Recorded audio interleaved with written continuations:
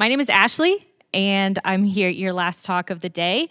I know that the only good thing about the last talk of the day is when it ends, so I'm going to try to get you out of here a little bit early. As you might have guessed from the abstract for this talk, I don't normally talk to adults, so bear with me. We're going to have a little bit of fun here, try to keep you entertained, and then get you out, in time to see the show. So my name is Ashley. I work with an organization called Girls Who Code Otterbein. This is a coding club affiliated with Otterbein University where we teach middle schoolers and high schoolers how to code. This is co-sponsored by JP Morgan Chase. I am one of these fantastic people in this picture. Year after year, we choose our lead instructor based on who yells the loudest, and for the last 5 years, that has been me. So I have one disclaimer that everything I say today, as a complete wackadoo, self-proclaimed, should not reflect on the people in this picture or Otterbein University or Girls Who Code or JPMC. It's just me, okay?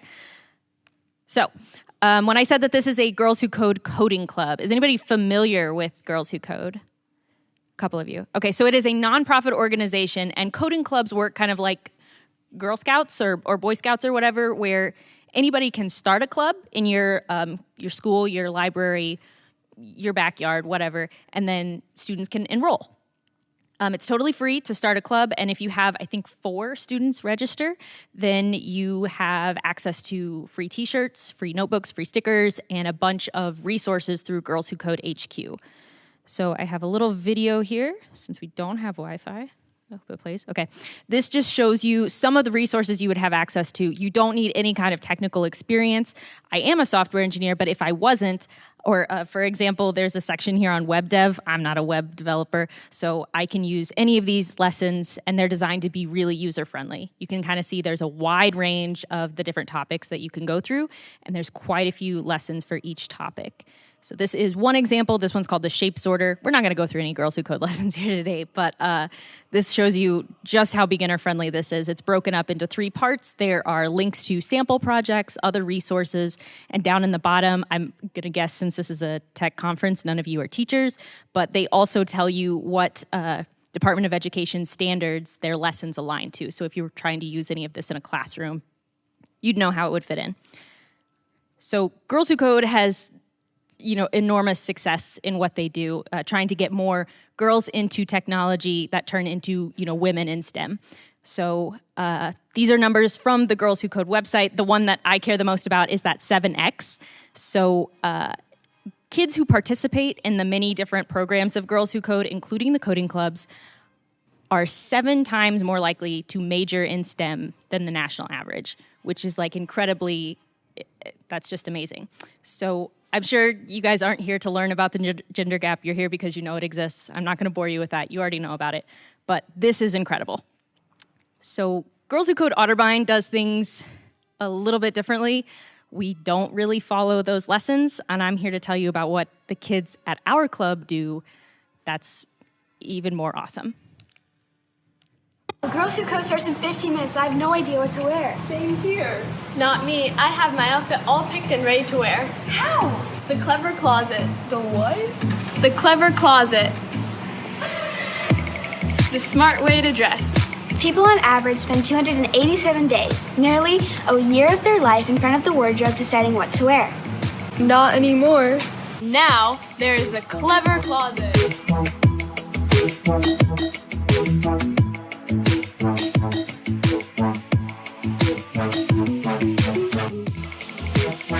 We could all use more time for what really matters in life. And it's for all ages. Take a year of your life back with the clever closet. The smart way to dress.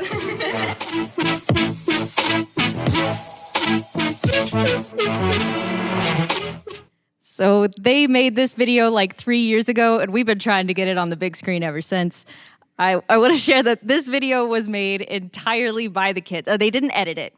An adult with editing software did, but they wrote the script, they designed the costumes, they cast all of us. You'll notice I did not have a visual in it. I got a face for voiceovers, I guess. But they're really proud of what they've done. If you didn't get it from the commercial, this is an app they made to help you pick out your clothes. You can see the tops and bottoms and swipe through them. And they're so young that they've never seen Clueless, so that's an original idea to them. But Clever Closet was not the start of Girls Who Code. So I moved to Columbus in 2019. I don't have, the club started around 2018, 2017. I don't have the complete history, and honestly, you'd be bored listening to the complete timeline. But Clever Closet is about the middle of the Girls Who Code Otterbein existence. So I'm going to explain what made this so awesome and how it has projected us into space. So this story is going to start in 2020. We were using these little Pololu 3 pies. I realize you all can't see this, but it's not about you. So little tiny robots, they come pre-built. They come in these little tiny boxes, pre-assembled. So it's very beginner friendly, right? There's no soldering. You don't have to do anything like that.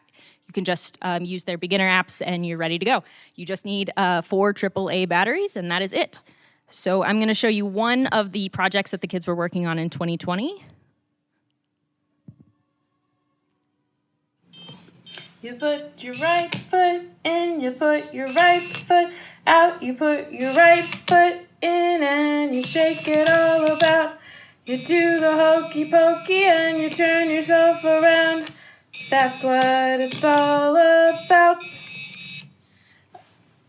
So we really use these robots to teach them the basics of motors, and you can see something printed on the screen. It says hokey pokey.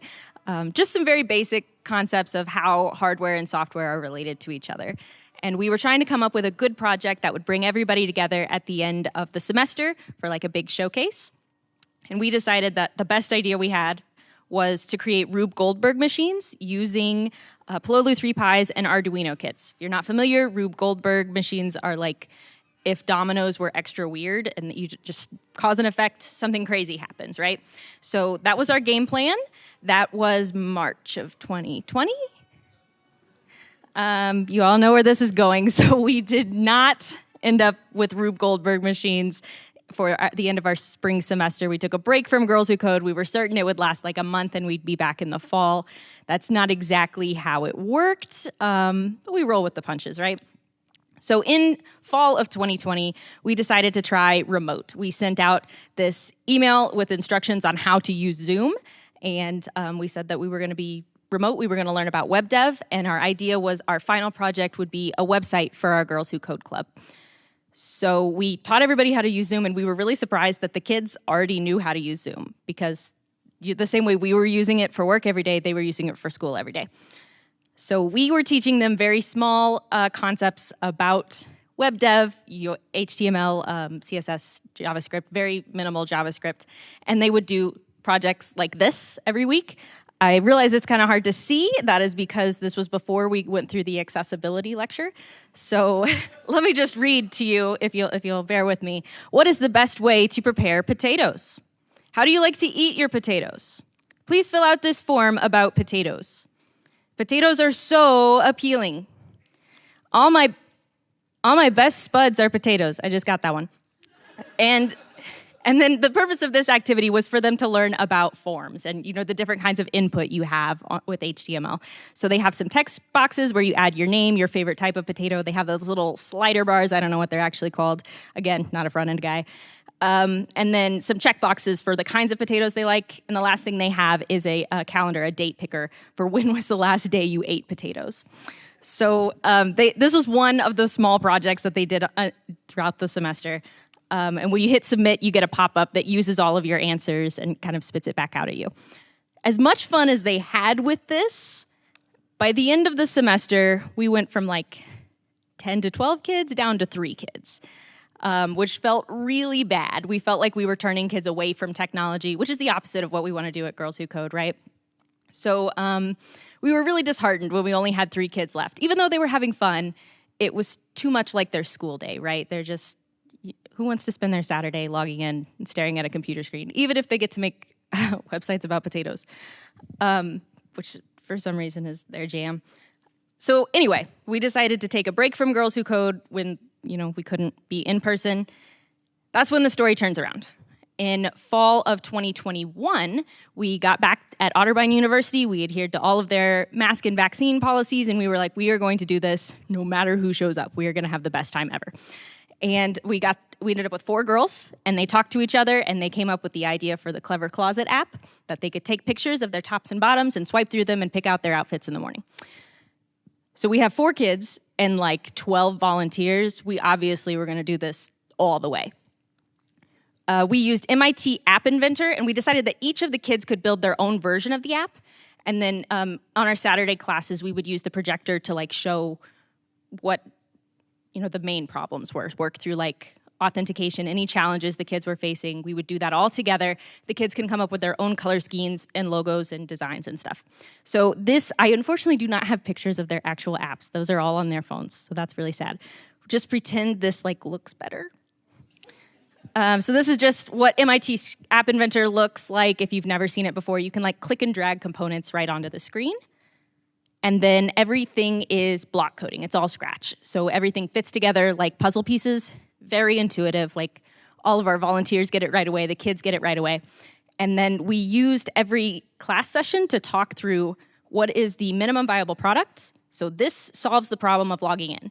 How could we improve this? So the thing that kids like never come up with right away is this tells you when it's your username that's wrong or when it's your password that's wrong. So we try to put them in the perspective of a bad guy. How would a bad guy use this to their advantage?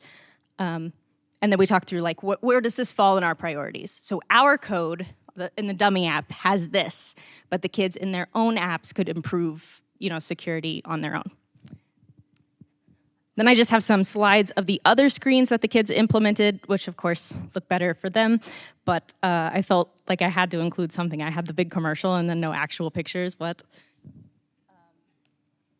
So at the end of that semester, we had a massive party for all the kids that participated, which again, 4. And we had all kinds of sponsors who were excited that we were the first in-person club that was back up and running.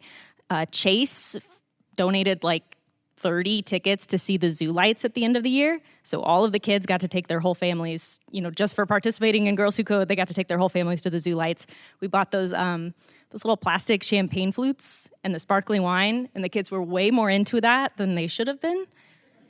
But the point is, this was like a big thing. After this party, people were like pumped about Girls Who Code. Our inbox was full of people who wanted to get their kid involved. They wanted to come volunteer with us. They wanted to donate things for our raffle at the end of the year. Like, people were excited because this was the only totally free club that was operating in person again and getting kids into technology at no cost. You don't need you don't have to like provide your own robot or anything like that. So super exciting. The next section here is going to be the fun part, where I show you some of the projects that the kids have worked on and some of their favorite lessons of all time. I'm going to come back to this Pololu 3 Pi. So you can see here, like it looks really cute. All the kids really like it. They're like, oh my God, it's just like a Roomba. Yeah, okay. So these robots have on the underside of their chassis 5 little tiny sensors that you absolutely can't see because I can't see them here. But we like to use these for line following and maze solving. And we teach this to them using search trees so that we like slip some computer science into there. And we use the concept of Harry Potter and the Goblet of Fire and the maze to teach this. We stole this from somewhere else. I don't know where it came from. We're not that clever. But basically, spoiler alert, Harry was trying to get through the maze, and it was rigged so that Harry could get through faster than Cedric. So we gave Harry breadth first search, and here's what his maze looks like, and he gets through it way faster. And Cedric is doing depth first search. Here's his maze. He doesn't get through it as fast. And we use this to teach the kids, comparison. And at the end of that session, they get to make their own mazes with, tape and scissors, and they think that's like the best thing ever. And also, it was really weird when they hadn't seen Harry Potter, but they recognized Cedric Diggory as Batman. So guess what? We're all old. So after we did Pololus again for the first time, we decided to make an executive decision for the good of the world and not attempt Rube Goldberg machines because we don't want to risk another pandemic. I don't know the difference between correlation and causation, and I will not find out. Instead, we switched to Lego robots, which has been a fan favorite. We have done it every year since. I unfortunately can't bring one of those in because the kids are working with those starting Saturday. Well, they've been working on them. But next Saturday is their showcase. They would be really, really mad if I brought one in and broke it. So you don't get to see them. But I do have some videos of past projects. So we have one here, and the audio isn't important. But you see some geometric shapes that this one is drawing with a marker. And this one comes back year after year. Remote control something. So they come all in for think the that they're going to be assist, good at this Yeah. because they played FIFA. Not the same. Oh, wow. Never. And then this one's one of my favorites. It's the bowling robot.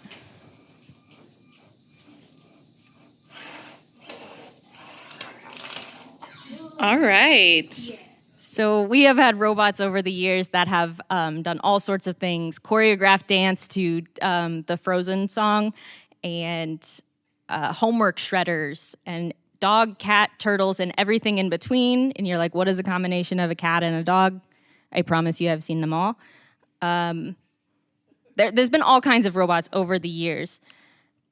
In general, we try to teach the kids, Asimov's laws of robotics. If you are not familiar, this isn't a lesson where you're supposed to learn things, so I'm just gonna give you the SparkNotes version. Basically, robots are not supposed to hurt people, and they're supposed to do what people say. So I'm gonna tell you about a robot that doesn't do that. These girls don't know what's going on. They don't know what's about to happen, but they are working on a robot here that would soon take over the world. So they were programming this robot to, I think they had recorded themselves saying ready, set, go or something like that. And they would show it a brick in front of the color sensor, and then it would play their recording back. And at the end of all of our Girls Who Code sessions, we have demos. We have them, show whatever they've worked on, even if it's not finished, so that, they build up on that, that sprint review process so that they're not scared of it when they become technicians. So anyway, they go to give their demo, and for some reason, when it plays through their robot speaker, it sounds really garbled. It doesn't sound like their voices, and they were really upset about it. And one of our volunteers said, don't worry about it. Your robot's just possessed. They absolutely loved that. That was the funniest thing in the world to them. From then on, we learned about Demon Bob. Every session from that point forward, this robot developed some new feature that proved how it was possessed by this demon named Bob. I don't have any videos, I wish that I did, but they would show the robot a red ball, and it would say, in its terrible robot demon voice, yellow. You would show it a yellow ball, and it would say red. They would do all sorts of things like that, and you could tell that, the kids are really invested in the Demon Bob. They're coming up throughout the session asking what Demon Bob is gonna do next. Really good time. Things changed a little bit. The plot thickens as Demon Bob learns to use projectiles. They had a whole skit worked out for the final showcase where they would have this argument with Demon Bob about red versus yellow, and then he would get mad and shoot at this evil, creepy-looking sign that says, ha ha. I don't know. I wish I had a video of it because I'm not doing it justice, but the point is, this just goes to show how they take something small, something that upset them, and they can turn it into something entirely creative. They come up with this entire story around a demon that doesn't exist, maybe. Don't worry, at the end of every semester, we do sanitize the robots with holy water, so Demon Bob is no more. Okay, this is the truly scary part. I can't demo any robots because obviously with hardware projects, they get recycled year after year, right? We use them for something else. But we have done a semester on game design. So this is really bad because you're gonna have to see me play a video game.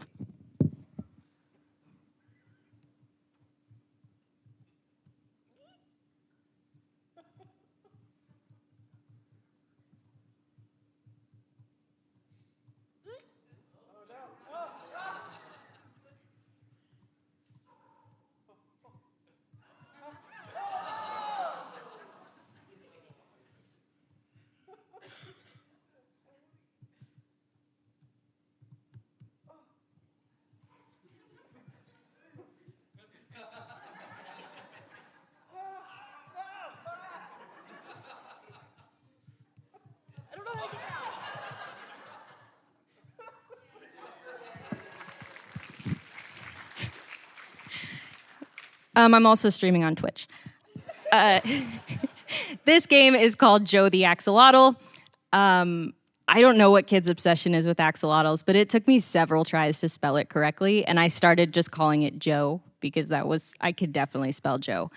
But the girl who designed this is a student at one of the Newark high schools, I think, and she was really excited about game design. She heard about our program from the Works Museum, and she was driving herself in so that she could build Joe the Axolotl, which is like incredibly impressive because I do not have the patience for, pixel art. And she made all of this herself. So very impressive.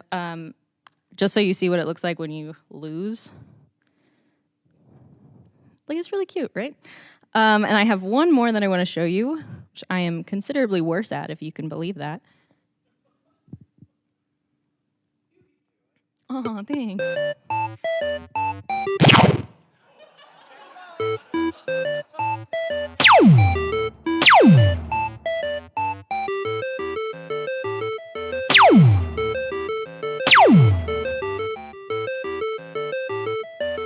I'm actually not going to keep playing this because it makes my palms sweat. So this game was designed by 3 seniors from Johnstown High School who wanted to explore computer science. They wanted to pursue it eventually when they get to college, and they didn't really have anything in their portfolio. So they came to Girls Who Code and started building this game. They also designed all of the graphics, and I don't think they wrote the music, but wow, that's incredible. So I think that's it. No, I have one more. Okay, so we did, can you see it? Yeah, okay, I don't know why it looks wrong to me. It's fine. So we did try web dev again. We are that dumb. We decided to go ahead and try to make another mistake again, but we changed things up. We were in person this time, and we had a bunch of kids. We had to split into like 2 different classrooms so that we could accommodate everybody, and we used a tool called Replit, which is free. Sometimes you get what you pay for, right? But it did work for what we needed it to do. So before you scan this, I want to warn you that this was designed by 10 and 11-year-olds, and everything is very flashy. So if flashy things are going to cause problems for you, please scan at your own risk, okay? I'm going to give you a second. If you want to. You obviously don't have to. Oh, and you should turn up your media volume. Okay. While you are looking through that, I heard it. So their team name is OSAAM Awesome. That's their initials.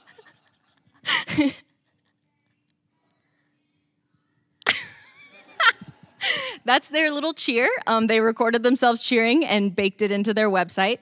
We don't have Wi-Fi here, so I can't show you, but I hope you're all enjoying it. We used Replit, which is a really cool tool for them to use because they could write their code and see it, instantly get validation. But it's a super cute website. It makes me really happy every single time.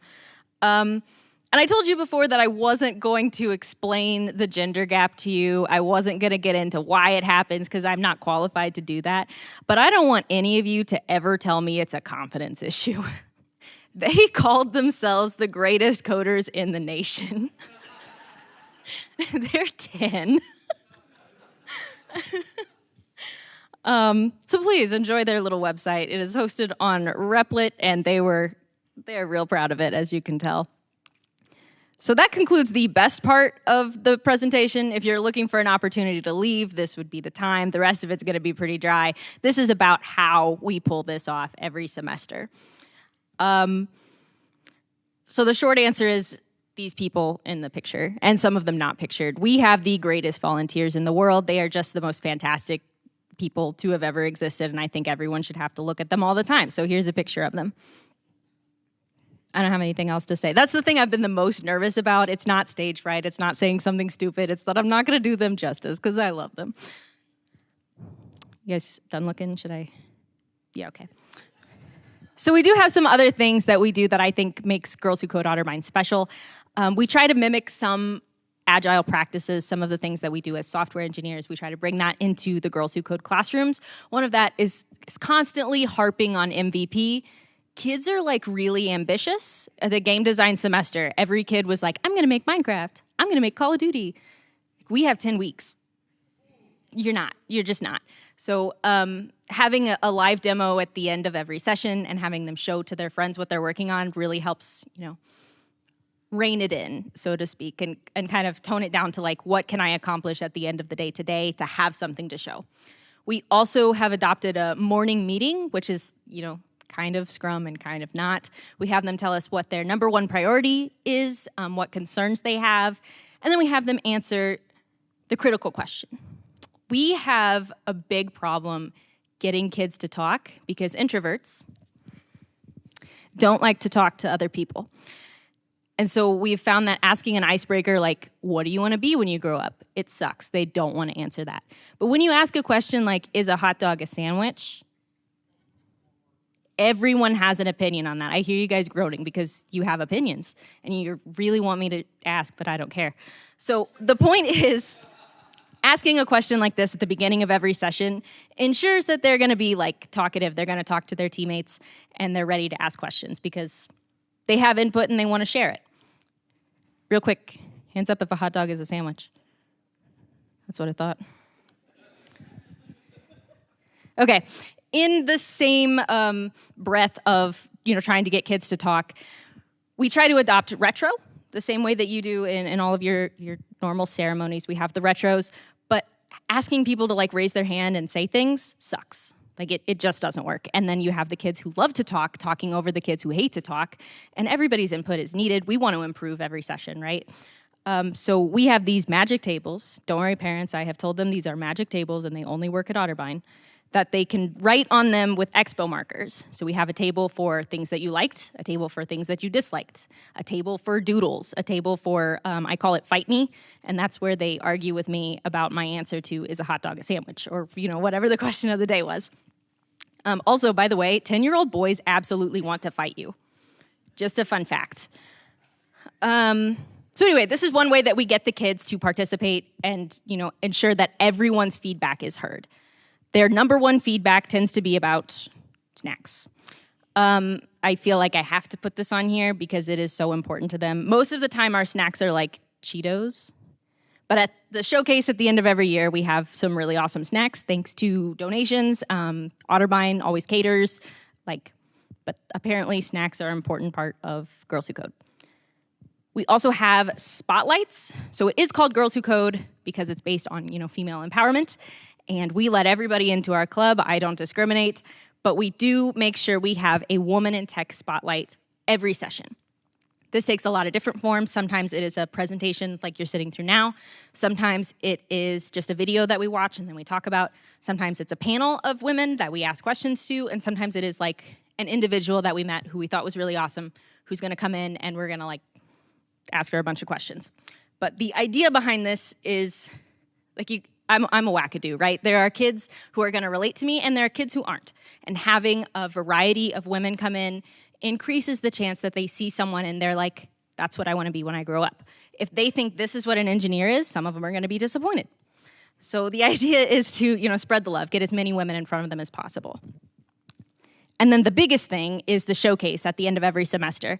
There are always balloon arches, there are always places for the kids to take pictures. Apparently, not wine has been a staple now. Having sparkling grape juice is now a thing. But they have a really good time, and it's a chance for them to show off everything that they've worked on to their family, their friends, and the community in general. This, by the way, is open to the public. If you guys are not doing anything next Saturday, send me an email. Okay, so it's not all fun and games. There are bad things about working with kids. Real quick, any parents out there? Anybody got kids at home? Keep your hands up. Everybody look at them. They're the worst thing about working with kids. I'm mostly kidding. So the thing is, when you're working with younger kids, like middle schoolers, they can't drive. So it is entirely up to parents to get them to places, and I absolutely respect you for doing that. Not only do you send them to school and doctors and whatever other things, I don't have kids of my own, I don't know what they do, but getting them to Girls Who Code on Saturdays is incredible, and thank you. Now I'm gonna tell you everything you're doing wrong. So there are a lot of opportunities for parents. If you are here because you were like, man, I really want my kid to do what I do, you're in the wrong place. I'm not going to do that. But there are definitely things you can do that can help build your kid up to make that kind of decision on their own. So the first one is building agency. Every time we have an event where we serve pizza, there is some parent that shows up and fixes a plate for their 12-year-old. Like, you don't have to do that, I promise. Building agency just is a fancy way of saying, like, to foster some independence and some belief that the choices your kid makes are going to impact their future. That you believe in them. Like, you can absolutely fix your own pizza. And that obviously applies to like bigger things too. Letting your kid fail. This one's hard. Every semester I get parents who send me an email like, hey, we only have a few more weeks till the showcase and my kid hasn't finished building Minecraft. Can we have more time? No. Also, there's no grades. This is just for fun, right? There's no you're not gonna fail or anything. If you don't get to show what you wanted to show, that's disappointment. But you're not really, if you teach your kid how to work through those feelings instead of trying to avoid them, there's bigger value in that. Letting your kid choose and letting your kid teach you go hand in hand. So a lot of times parents want to come in a little bit early and see the final demo, at the end of every day. And they'll be disappointed if their kid makes a website about unicorns. Like, why didn't you make this about your debate team? They made an entire website. I don't care if it's pink. I don't care what color it is. It's amazing. So let your kid be interested in the things that your kid is interested in and be really excited when it's what you want. And then letting your kid teach you the same time when parents are seeing these demos and they'll be like, wow, that's amazing, and turn to an adult and say, how did they do that? They didn't. A grown-up didn't do it. A kid did. Ask your kid. So that comes back to fostering that independence and being like, wow, I see what you've accomplished and I'm impressed and you're doing great. You should be proud of yourself. And then my absolute most favorite one that I've ever had, is people asking me to put their kid in the advanced Girls Who Code program. There isn't an advanced Girls Who Code program. This is a club. I'm not qualified to do things. What? I do accept bribes, but I can't do anything about them. I've gotten emails from parents who are like, my kid has 8 years of coding experience. And I'm like, your kid is 10. It just doesn't matter. I really appreciate you wanting the best for your kid, but stop. Okay, so big picture stuff. I'm not going to go through all of this because I said I wasn't going to talk about, how the gender gap works. But there are tons of different ways for you to get into technology. And it comes from, the world around you, peer pressure and whatever you want to call it, society. There's tons and tons and tons of ways for you to get excited about technology and want to get into this pipeline. And hopefully you ride it all the way through until you're starting your own company or doing whatever retirement is for you. But there's unfortunately also a lot of ways out. And there's more ways out when you are a woman. There's more ways out when you're non-binary. There's more ways out when you belong to a racial or ethnic minority. There's more ways out when you belong to LGBTQ+. There's a lot of different things that can lead to you not staying in the pipeline. And the idea behind programs like Girls Who Code are that we make STEM fun so that hopefully the thing that keeps you in, is a good time. It's your choice to stay in. If you had to choose between, just to change what you think of robotics, what you think of technology. If you wanted to, you could come hang out with this guy who's he's in a kangaroo suit. He does that sometimes, I guess. I don't know. But the idea is to make STEM fun, to see that, it's hands-on and it's social and it's a good time.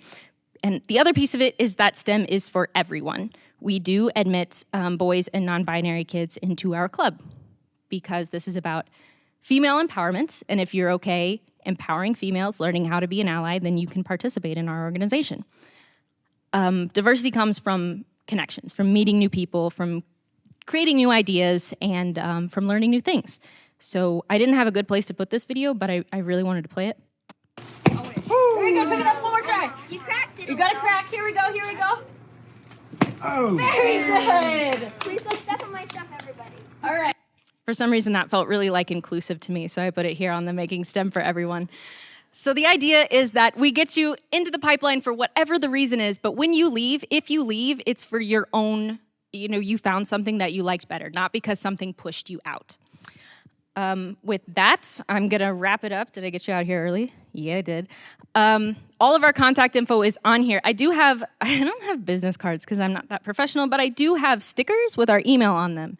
If you ever want to get involved, if you want to come be a Woman in Tech Spotlight, if you want to volunteer, I'll be honest, I check the Girls Who Code email a lot more than my personal email. And then the other piece of this, I was recently diagnosed with being old. That I didn't know, the kids told me, so that is an Instagram thing. Do with that whatever you do with those kinds of things. I think that's all that I have. I'll take any questions.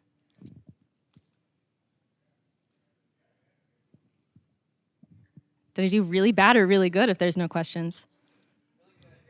Aw, I wasn't fishing, but thank you.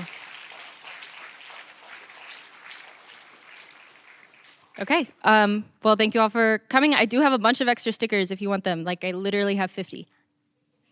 Thank you so much.